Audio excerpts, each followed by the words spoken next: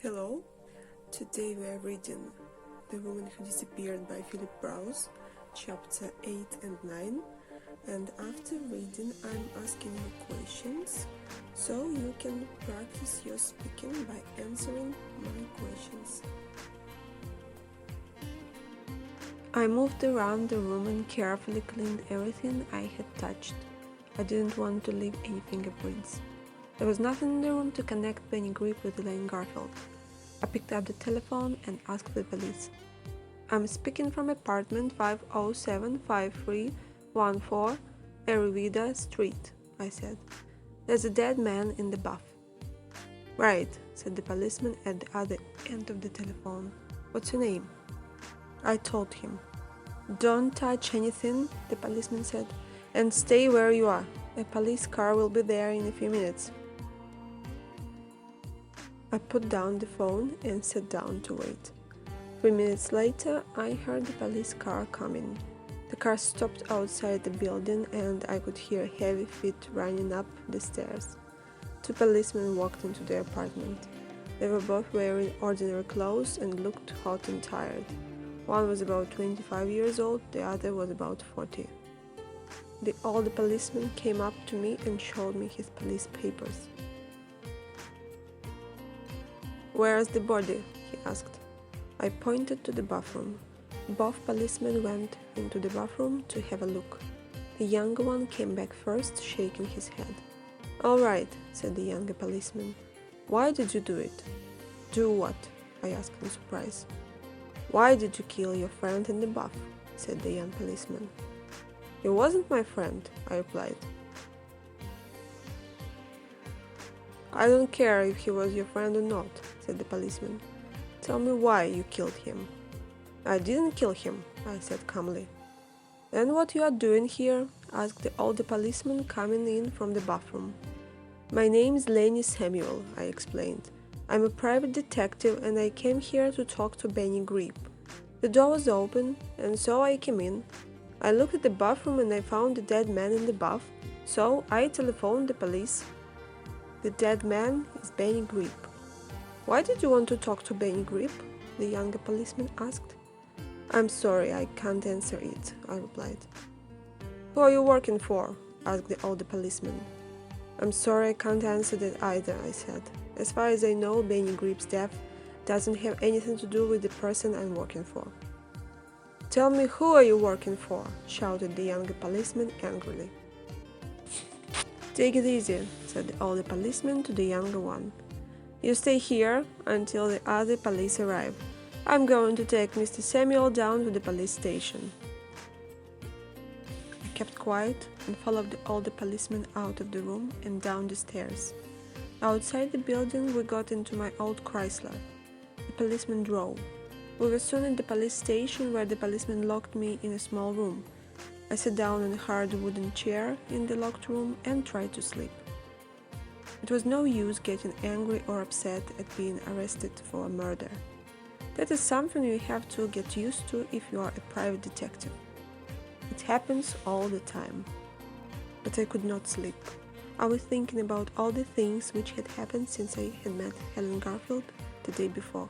I couldn't sleep because several things were worrying me, but I couldn't remember what those things were. While I was in the police station, I remembered one of the things which was worrying me. How had Joe and his tall friend known that I was in Elaine Garfield's apartment? The porter at the Manson building must have told the 2 men. I decided that I would go and talk to the porter when I left the police station. I sat back in the chair and looked at my watch. The time was nearly 4 o'clock. Then I remembered that Helen Garfield was coming to my office at 5 o'clock. I would not be there to meet her. But there was something else that was worrying me. It wasn't anything important, it was quite a small thing, but I couldn't remember what it was. Suddenly, the door opened and the policeman came in. "Stand up," shouted the policeman. "Follow me." I stood up and followed the policeman out of the room and along a corridor. The policeman stopped, knocked on the door, and opened it. "Are you ready to see the private detective?" asked the policeman as he put his head around the door. Without waiting for an answer, the policeman opened the door wide and pushed me into the room.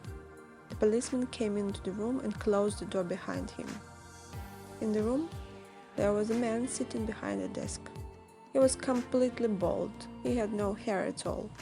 He was about 55 years old and his name was Sergeant Murphy. Sergeant Murphy had spent all his life in the police, and he didn't like private detectives. Sergeant Murphy sat looking at me. He looked at me for about 5 minutes without saying anything. I was standing in front of his desk, looking straight back at him. The silence didn't worry me. In fact, I quite liked it. The silence was much nicer than questions about what I'd been doing in Benny Grip's apartment. "What were you doing in Benny Grip's apartment?" asked Sergeant Murphy suddenly. "I wanted to talk to him," I replied.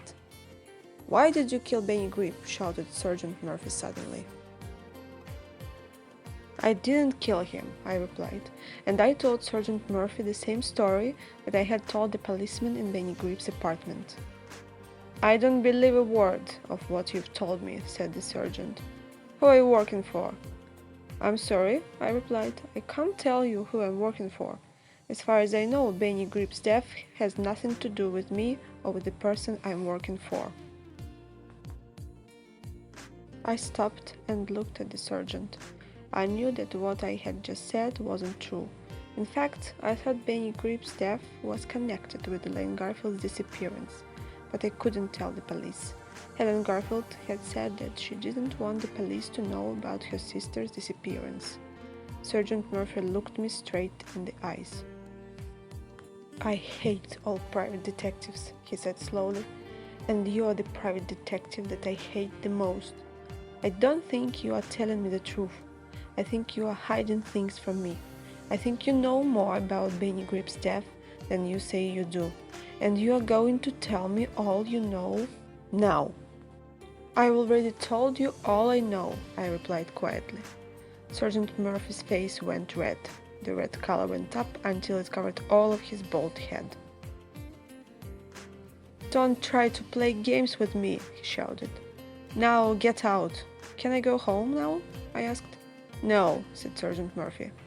The sergeant told the policeman at the door to take me back to the small room and lock me up again.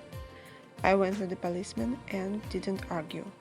I don't like arguing with policemen. When I was alone in the room again, I sat down. I tried to remember the other things that had been worrying me earlier.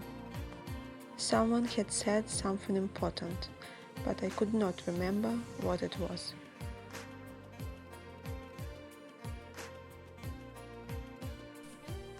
Okay, it's time for questions.